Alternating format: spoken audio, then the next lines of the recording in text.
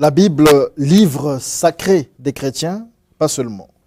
Pour Anaël Moussakanda, grand maître de l'ordre du groupe des veilleurs silencieux, la Bible est un livre initiatique et magique, un ensemble de légendes, d'allégories, de paraboles, un opuscule codé que seuls les initiés peuvent interpréter. Les hommes d'église font-ils partie de ces initiés? Question. Bonjour Maître Anaël. Bonjour Monsieur Diaz. Je souligne surtout pour ce thème la Bible, livre initiatique et magique. Je souligne deux mots, deux expressions, deux concepts, initiatique et magique. Est-ce que l'initiation ne serait pas un sous-ensemble de la magie? Il faut plutôt dire qu'on ne peut pas parvenir à la magie si on n'a pas été initié. Voilà. Donc la magie, c'est là, en fait, ce quoi il faut comprendre. C'est que pour pouvoir maîtriser la force magique, qui est une force universelle, il faut le dire, il faut d'abord que tu sois initié. Donc l'initiation, c'est la transmission de la connaissance qui te permet de prendre connaissance de tes pouvoirs magiques. Donc voilà pourquoi dans l'initiation précède d'abord la magie. Avant la magie, il faut que l'individu soit initié. Donc l'initiation va lui permettre de prendre conscience de son rapport avec le tout ou l'invisible. Et donc, une fois que tu prends conscience que tu as une force magique à l'intérieur de toi, par la pratique et par des exercices spirituels, tu vas maintenant libérer la puissance magique. C'est quand vous revenez dans les Écritures saintes, donc dans la Bible, quand vous voyez la Bible du début jusqu'à la fin de la Bible, on ne vous parle que de la magie. Alors, lorsque vous parlez d'initiation, le terme est assez vague et vaste à la fois parce que l'initiation peut se faire dans divers domaines. Lorsque vous parlez d'initiation, vous faites allusion à quoi concrètement? Nous faisons allusion plutôt à l'initiation dans la science mystique et magique. Parce qu'en fait, il faut comprendre les choses. Au point de vue spirituel, la Terre est une école initiatique. Donc, nous venons sur la Terre pour apprendre. Déjà, la Terre est une école initiatique. C'est pourquoi la tradition égyptienne, déjà, avait mis en place ce qu'on appelle des écoles de mystère. À travers ces écoles de mystère, l'on apprenait comment parvenir à la maîtrise de sa vie. Or, tous ceux qui ne sont pas initiés, bien entendu, ils sont aujourd'hui victimes. Ils subissent la vie au lieu de dominer la vie. On ne peut dominer la vie que lorsqu'on a reçu l'initiation. Et à travers la Bible, ce qui est formidable, c'est que la Bible, comment directement a dit, Dieu dit que la lumière soit. Elohim bara bereshit, c'est-à-dire que tout a commencé par la lumière. Et Dieu sépara la lumière avec les ténèbres. Donc déjà, en disant Dieu dit, c'est qu'il y a un principe supérieur. Ce principe supérieur, c'est l'unité principielle. Tout est parti à partir de ce principe. Peu importe le nom qu'on va attribuer à ce principe, on va l'appeler Dieu, Allah, Jéhovah, Pungutulendo, peu importe, mais on reconnaît qu'il y a un principe supérieur et de ce principe supérieur, la vie est apparue. Le principe supérieur, on peut le comparer au soleil qui peut briller au pôle là-bas, qui peut briller au sud, qui peut briller partout. Voilà, c'est comme le soleil, c'est le même soleil partout, qu'on le veut ou non, avec les mêmes vertus, mais c'est toujours le soleil. Donc Dieu est un principe supérieur et c'est ça, non. La Bible nous permet donc de comprendre déjà le concept du principe supérieur qui est Dieu et de ce Dieu va découler donc ce qu'on appelle la vie. Et le deuxième élément important qui montre que c'est un livre initiatique, c'est que ça nous parle de ce qu'on appelle la séparation du principe. C'est-à-dire que la création passe par la dualité, c'est-à-dire que le principe mâle et femelle. C'est-à-dire que tout a été créé sur la notion de principe mâle et femelle. Donc, sur la Terre, au plan existentiel, nous sommes soumis à la dualité. Sans la dualité de l'existence, il n'y aurait pas vie. Le oui et le non. Voilà, le haut et le bas, le haut et le bas, l'homme et la femme et tout le reste. Donc, ce sont des principes. Et la science aujourd'hui la démontre avec la polarité négative et la polarité positive.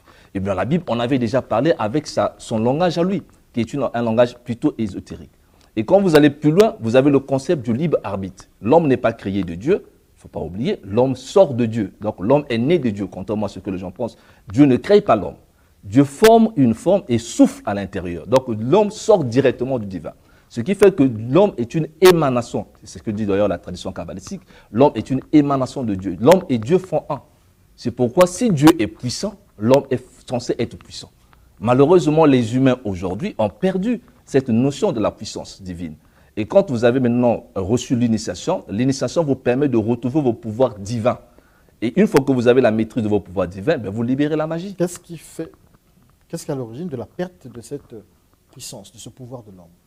La perte, il faut le dire, c'est simplement la descente de cette grande âme dans la matière dense. C'est-à-dire que l'homme est descendu dans la matière et s'est fait prisonnier de la matière. C'est ce qu'on appelle donc en fait la chute de l'homme.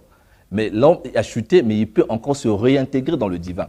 Cette réintégration passe par la spiritualité. C'est pourquoi il y a la spiritualité qui va permettre à l'être humain de se réintégrer. C'est comme une branche qu'on a retirée de l'arbre et il faut encore remettre cette branche à sa source qui est Dieu. Donc il faut reconnaître ici qu'on ne peut pas vivre sans ce principe supérieur. Et que si on a le pouvoir, c'est parce qu'il y a un principe supérieur qui est là. Et une fois qu'on se réintègre dans le divin, donc on réintègre le principe divin qui est donc Dieu, en ce moment-là, on peut manifester la puissance magique. Et les Moïse, par exemple, quand vous allez prendre Moïse, quand Dieu se révèle à Moïse, mais Moïse d'abord a été initié, non seulement dans la tradition égyptienne, mais aussi à partir de Jéthro qui était un noir. Donc le Jéthro a complété l'initiation de Moïse avant que Moïse ne maîtrise la magie. Alors, pour vous, votre perception de la Bible, pour saisir, pour comprendre la Bible, vous avez cette espèce de, on va dire, peut-être 3 postulats, 3 a priori. Vous parlez du principe supérieur. Très bien. Vous parlez de la dualité. L'existence. Et du libre arbitre. Du libre arbitre. Alors, ceci étant, lorsqu'on regarde la Bible traduit dans l'esprit de la lettre l'histoire, la tradition, l'épopée des peuples ou du peuple juif. Mais Maître Anaël est celui-là, souvent ici, qui nous dit que tout a commencé en Égypte. Et aujourd'hui, vous semblez dire que la Bible est un livre inspiré de Dieu. On voulait un peu comprendre. Pour se faire comprendre, c'est très simple en fait. Il faut d'abord savoir que toute l'humanité a eu une origine commune. Avant qu'on arrive à l'Égypte, il y a eu ce qu'on appelle les continents perdus, comme l'Atlantide. Donc à cette époque, on n'était pas encore arrivé à l'Égypte. Le continent mu, l'Hyperborée, il y a eu 7 incarnations de la tradition avant qu'on arrive à l'Égypte. Et ça, beaucoup de gens ne connaissent pas, et nous, dans les initiatiques, on apprend ça. Donc l'Égypte a été, si vous voulez, l'héritier de l'Atlantide. L'Atlantide, c'est quoi? C'est l'histoire de Noé. L'histoire de Noé, quand on parle de l'histoire de Noé. Or, Noé était le premier détenteur du mystère divin. Et Noé a reçu ce mystère à partir d'Adam. Adam, il y a eu 2 lignes. Il y a eu la lignée de Caïn, qui est la lignée des créateurs, parce que c'est Caïn qui a créé la première ville. Il ne faut pas oublier ça. Caïn, oui, voilà. Et donc, les descendants de Caïn, ce sont des créateurs, les bâtisseurs, ceux qui construisent et bâtissent. Voilà pourquoi Caïn est vénéré dans la franc-maçonnerie. Vous avez la lignée maintenant de Seth, qui est la lignée de ceux qui durent pendant longtemps. Et ces 2 lignées vont aboutir à Noé. Et Noé aura le mystère du divin. C'est Noé qui a reçu le nom sacré de Dieu qui n'a pas voulu révéler. C'est ça ce qui a permis à Noé de s'échapper du déluge. Et la transmission de ce mystère est transmise à la tradition hébraïque. Plus tard, c'est Moïse qui va maintenant révéler le nom de Dieu. Quand Dieu dit, par exemple, Dieu dit, ça c'est Elohim qui crée, mais on ne donne pas son nom propre. Mais quand on arrive avec Moïse, Moïse révèle le nom sacré de Dieu, qui est le nom codé de Dieu, qu'on appelle le tétagrammaton. Donc le tétagramme, ici sacré, devient une formule magique qu'on donne à Moïse pour lui permettre de faire toutes les opérations. Sans le tétagramme, Moïse ne pouvait pas opérer. Ce que vous dites là, ça ne passe pas dans les églises en fait. Parce qu'ils ne comprennent pas la Bible. Ils lisent la Bible de façon littérale, je l'ai dit. C'est un livre codé. Et donc, à partir du tétagramme, tout l'Ancien Testament repose sur le tétagrammaton. Voilà pourquoi le premier commandement disait, tu ne diras pas le nom de Dieu. Parce que le nom de Dieu, on ne le dit pas. Les Hébreux disaient Hakem, c'est-à-dire le nom. Et le tétagrammaton, quand vous le prononcez, ça met en mouvement 72 génies planétaires. C'est d'ailleurs ce qu'a utilisé Salomon pour construire le temple de Salomon. Sans les génies planétaires, Salomon n'allait pas construire le temple. Est-ce qu'on peut dire que la Bible, qui rapporte l'histoire des Juifs, rapporte à la fois des traditions égyptiennes en réalité? Bien sûr, mais l'histoire des Juifs, il faut pas parler. Quand on parle des Juifs, on a tendance à parler des Juifs d'aujourd'hui. Les Hébreux, autrefois, c'était un peuple des initiés. Les Hébreux dont on parle, c'était des initiés. Mais des initiés de la tradition égyptienne. Il y a un rapport direct entre les Hébreux et aussi les Égyptiens. Parce que la tradition, et je l'ai dit tout à l'heure, la tradition, elle est une. En fait, quand on parle de magie, de spiritualité, de prière même, mais la source de tout ça, c'est la tradition qu'on appelle Kabbale. Il y a eu une Kabbale égyptienne, il y a aussi une Kabbale hébraïque. Et dans la Kabbale, c'est le côté caché de la Bible. Ce qu'on voyait la Bible, c'est la Torah. Mais dans la Torah, il y a un côté caché qu'on appelle la Kabbale que les gens ne connaissent pas. Si Moïse donnait la Torah au peuple, mais à ses lévites et à ceux qui travaillaient à ses prêtres, il transmettait la Kabbale. Et dans la Kabbale, vous avez 2 livres fondamentaux. C'est-à-dire, vous avez le Sefer Yetzirah, c'est-à-dire le livre de la création, qui vous explique les mystères que la Bible n'arrive pas à expliquer. Et vous avez de l'autre côté le Zohar, qui est le livre de la splendeur magique, où on fait appel même à l'astrologie. Et donc, les Hébreux, ici, n'ont rien à voir avec ce que nous voyons aujourd'hui, parce que l'Israël d'aujourd'hui a été créé à peine après la Deuxième Guerre mondiale. La nation d'Israël s'est créée après. Mais la source originelle de la tradition, on prend les Moïse et tous les autres, mais ce n'était pas les Hébreux d'aujourd'hui. Donc là, il y a une confusion. Maintenant, quand vous reprenez dans les Écritures saintes, pour ne pas sombrer, il faut comprendre que la première opération de Dieu dans l'Ancien Testament s'est passée par le tétragramme. Toutes les opérations devaient se faire avec le tétragramme sacré. C'est-à-dire les 4 lettres sacrées de l'alphabet hébraïque. Quand vous prononcez le Yod et Vav E, vous mettez en mouvement les génies planétaires, les forces spirituelles. C'est avec ce nom que vous maîtrisez même les démons. Et ce nom devait évoluer dans le Nouveau Testament avec Yod, Shin et Vav E, qui est le pentagrammaton. Vous avez d'abord le tétragrammaton dans l'Ancien Testament, et le pentagrammaton, c'est le Nouveau Testament. Donc, dans le Nouveau Testament, le nom qui est donné, c'est le pentagrammaton. C'est-à-dire, c'est la même lettre, on va seulement compléter une seule lettre qui manquait, c'est la lettre Shin, afin que ça soit maintenant un tout. Avec les 5 lettres hébraïques ici, vous avez la maîtrise de tous les éléments de la terre. Parce que lorsqu'on opère en magie, il faut maîtriser les 4 éléments. Tout magicien, tous ceux qui pratiquent la magie connaissent la magie. Donc vous avez les esprits de l'air, vous avez les esprits des eaux, les ondides, vous avez les esprits du feu, de salamandre. Et donc, mais les 4 éléments-là, il faut un élément supérieur qu'on appelle l'akasha, l'éther primordial, qui est le 5e élément. Quand tu as la maîtrise de ces 5 éléments, tu peux dominer à tous les esprits. Voilà pourquoi tu peux prononcer le pentagrammaton, qui est le nom de Jésus, mal traduit, parce qu'en réalité c'est Yeshua. Lorsque vous prononcez Yeshua, avec le respect des règles magiques, aucun esprit ne peut vous résister. Parce que vous maîtrisez l'esprit à travers les noms sacrés de Dieu. Et dans la haute magie même de la Kabbale, comme aussi de la théologie, quand vous voulez par exemple parler à un esprit qui est mourant, même un démon, lorsqu'on fait la nécromancie, en fait on utilise les noms sacrés en hébreu pour pouvoir maîtriser les démons. Et moi j'ai fait ça avec des catcheurs. On avait un mot qu'on appelait Agla. Hato Gibor Leolam Hadonai. Si tu dis Hagla, quelqu'un va tomber. Et en catch on utilisait ça. Mais on ne savait pas que ça faisait partie de la tradition hébraïque de l'Égypte. Est-ce que, par rapport à tout ce que vous dites, Maître Naël, est-ce qu'on peut considérer justement la Bible comme un livre sacré, mais que tout le monde n'a pas le pouvoir d'utiliser dans cette dimension sacrée-là? Mais bien entendu, parce qu'en réalité, c'est un livre sacré. Et ce qui est sacré est secret. Ce n'est pas par hasard que Dieu est caché. Dieu en appelle le caché des cachés, l'ancien des anciens. Donc en fait, c'est à une sorte haouf, c'est-à-dire que celui qu'on ne peut jamais voir. Donc Dieu ne peut pas, et c'est voilà pourquoi on disait, mais Dieu, le nom de Dieu était ineffable, c'est-à-dire que tu ne pouvais pas le prononcer. C'est ineffable. Et on ne peut pas nommer aussi l'infini, parce que c'est l'infini, c'est l'intelligence cosmique, de lui nous sommes sortis. Et donc quand vous reprenez, vous regardez la Bible sous sa dimension mystique et spirituelle, mais c'est un très grand livre de magie. Je ne pense pas qu'il y ait dans le monde un livre de magie qui dépasse la Bible. D'accord. Lorsqu'on regarde, il y a quelqu'un qui dit Amen d'ailleurs, lorsqu'on regarde dans les films, on va faire le raccourci, les livres de magie, ils sont sacrés. On ne les touche pas, on fait ceci. Il y a beaucoup de choses tout autour. Et la Bible aujourd'hui, nous avons la Bible en version virtuelle. Est-ce que la Bible, dans un téléphone, dans un smartphone, dans une tablette, a la même dimension sacrale que la Bible opuscule version papier? Le problème de la Bible, c'est que, voyez-vous, la Bible pose le mystère. C'est ça qui est formidable. C'est pourquoi la science ne peut pas arriver à comprendre ça. La Bible pose le mystère. C'est-à-dire que tout commence par un mystère. Et tout est mystère. La mort est un mystère. Parce que personne n'est capable de dire d'où nous venons. C'est ça le problème de la Bible. Ça nous permet de saisir quelle est notre vraie origine. Et à partir du personnage de Jésus réalisé, la Bible révèle l'identité réelle de l'homme. C'est-à-dire que l'homme n'est pas sorti simplement de la mer, mais l'homme est né de Dieu. Voilà pourquoi l'homme est le premier-né de toute la création. Et si l'homme est le premier-né de toute la création, ça veut dire qu'en Dieu nous sommes nés, en Jésus nous mourons, et par le Saint-Esprit qu'on appelle le M-Amphorache, nous ressuscitons. La vie reste éternelle. Donc lorsque vous comprenez cette dimension mystique et magique de la Bible, vous êtes capable de faire des opérations. En fait, si vous comprenez très bien, comme disait d'abord Jean, qui est d'abord qu'on appelle Hanan en hébreu, il disait qu'au commencement était le verbe. Mais le verbe là, c'est une énergie vibratoire. Le verbe est une énergie vibratoire et tout a été créé par le verbe. Donc la parole a une force vibratoire. C'est pourquoi dans la magie, on fait des incantations. En fait, c'est pas quand on peut pas réussir à faire une opération magique sans incanter. D'accord.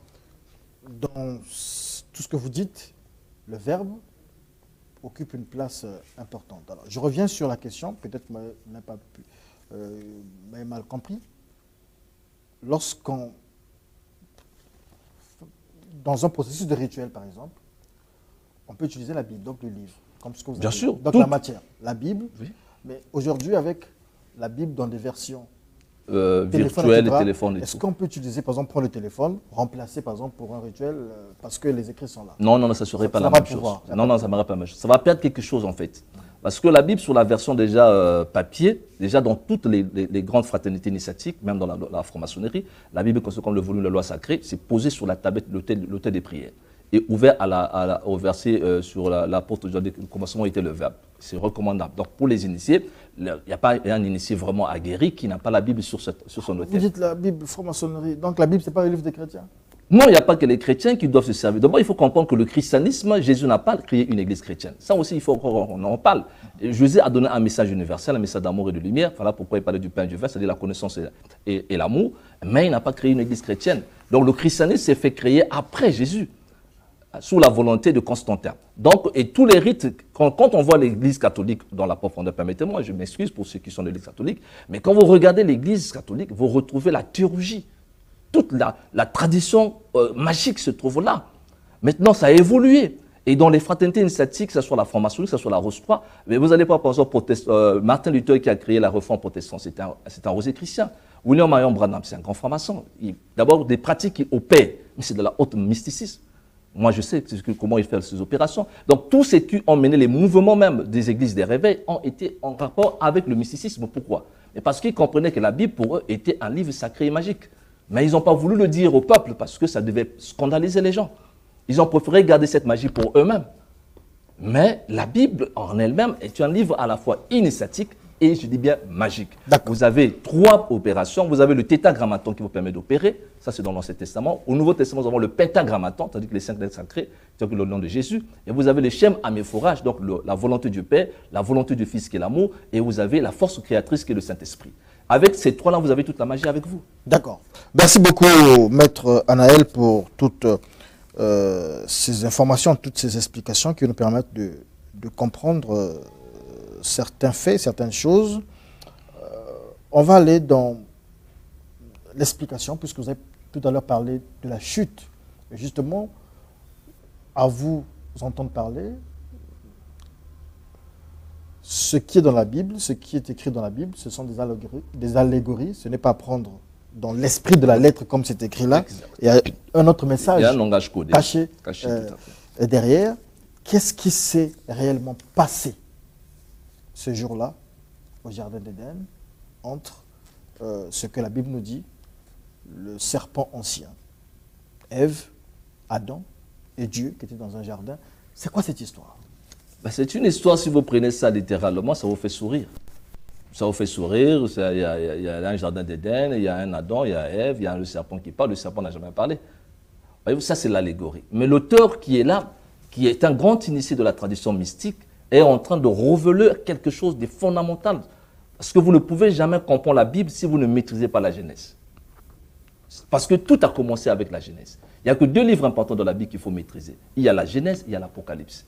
Donc tout commence dans un jardin d'Éden avec l'arbre de la connaissance du bien et du mal et l'arbre de la vie. Et l'Apocalypse clôture aussi avec l'arbre de la vie, qui doit donc, les feuilles devaient servir à la guérison des nations.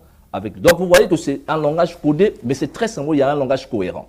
Lorsqu'on va dans le jardin d'Éden, on crée Adam et Ève, la Bible dit que tous deux étaient nus. Le mot qu'on utilise ici, c'est Arum. Arum, ça veut dire qu'ils étaient nus. Mais quand le serpent aussi arrive pour tenter, on dit que le serpent, Akash, Nakash, et aussi était nu. Mais le mot aussi, c'est toujours Arum. Mais cette fois-ci, les traducteurs disent rusé. Donc, il y a un rapport direct, déjà par analogie. On comprend que le serpent faisait partie même de la nature même d'Adam et Ève. Ah, d'accord. Vous comprenez? Okay. Mais sauf que par le serpent, c'est l'intelligence humaine qui s'oppose toujours à l'intelligence divine. Parce qu'en homme, il y a une intelligence. Voilà pourquoi dans les traditions spirituelles, on symbolise l'être humain par un dragon. C'est-à-dire par le dragon, vous avez la dimension d'abord d'Adam Akadamon, c'est-à-dire l'homme céleste. Et vous avez aussi Adam Bélial, l'homme animal. Chacun de nous est comme ça. Nous sommes une dualité. En nous, il y a 2 forces. La force céleste, qui est la force supérieure, et la force inférieure, qui est la force animale. Maintenant, la spiritualité christique consiste simplement à dominer son animalité. C'est ce que Jésus veut demander. Il y a eu l'homme et la femme, donc Adam et Ève, qui est le responsable de la chute. Ça vient d'Ève. Le serpent qui s'exprimait, il s'est exprimé en Ève. Le serpent s'exprimait en Ève. En fait, ce problème, c'est que ce qu'il faut comprendre, c'est quoi? C'est que lorsque vous prenez Adam et Ève dans le jardin d'Éden, vous avez ici d'abord à la fois une histoire logique, donc il y a un homme et une femme, mais en réalité, vous avez deux principes. C'est ce qu'on appelle l'androgyna. Mâle et femelle. À l'origine, il y avait d'abord l'androgyna, ils étaient unis, mais après, il y a eu séparation des sexes. C'est ce qui a donné donc mâle et femelle. Et dans cette confrontation de mâle et femelle, vous avez plusieurs façons de pouvoir interpréter. C'est que Ève, ici, est tentée par le serpent. Le serpent s'approche à Ève. Et c'est normal. Pourquoi? Parce que Ève symbolise également la matière et donc ce qui est inférieur. Tandis que Adam symbolise le principe masculin, donc le principe positif. Donc Ève, c'est le principe négatif. C'est pourquoi la tentation passe par Ève. En ce sens que le côté négatif nous tire toujours vers le bas et le côté positif nous élève toujours vers le haut. C'est tout. D'accord, merci. Et c'est la même chose avec la tentation du Christ par le serpent. 40 jours après, Jésus est tenté par le serpent. Ce n'est pas forcément un diable comme ça là qui lui est apparu, parce que le diable ne peut pas s'approcher avec quelqu'un qui est lumineux comme Jésus. Mais c'est plutôt son moins inférieur, son corps animal qui réclame pour dire que voilà, moi j'ai faim, il faut que je mange. Alors toi, tu es le Fils de Dieu, traduis les pierres en pain. Et Jésus domine son animalité pour libérer la conscience christique qui est tombée. Est-ce qu'à la croix, il n'avait pas pu dominer cette animalité-là lorsqu'il dit Eli, Eli, Sabatani, quelque chose comme ça? Est-ce que c'est une formule magique aussi? Oh, super. Mais là, il fallait libérer le mot de pouvoir. Libérer le mot de pouvoir parce que le Maître Jésus réussit quelque chose de formidable. C'est là qu'il a eu la victoire sur le diable. Le diable qui n'est rien d'autre qu'une partie de son propre corps. Parce que l'ego animal que nous avons sur nous, personne ne peut accepter de mourir. Mais le Christ domine la mort. C'est en ce sens qu'il domine son ego animal, son animalité. Il continue à conserver sa conscience spirituelle et céleste même jusqu'à la mort. Jusqu'à bénir même, vous comprenez, à bénir même ceux qui sont en train de lui faire du mal. Donc c'est une dimension spirituelle très forte. Et c'est ce qui est demandé à tout processus initiatique. On ne peut pas être un grand initié si on n'a pas réussi encore à vaincre son propre dragon qui est le diable. Alors évidemment, le diable dont nous avons ici, pour nous les initiés, mais c'est quelqu'un qui est en nous. En fait, ce n'est pas un esprit, mais c'est notre ego animal, c'est notre corps, notre personnalité inférieure. Toutes les guerres du monde qui se passent, c'est quoi? Mais c'est l'affirmation de l'ego. Parce que personne ne veut accepter l'autre.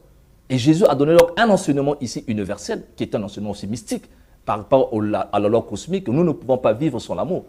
Et l'amour et la connaissance, ce sont donc deux éléments ici qui peuvent nous permettre de nous libérer de l'ego animal. Donc on ne peut pas combattre un ennemi qu'on ne connaît pas.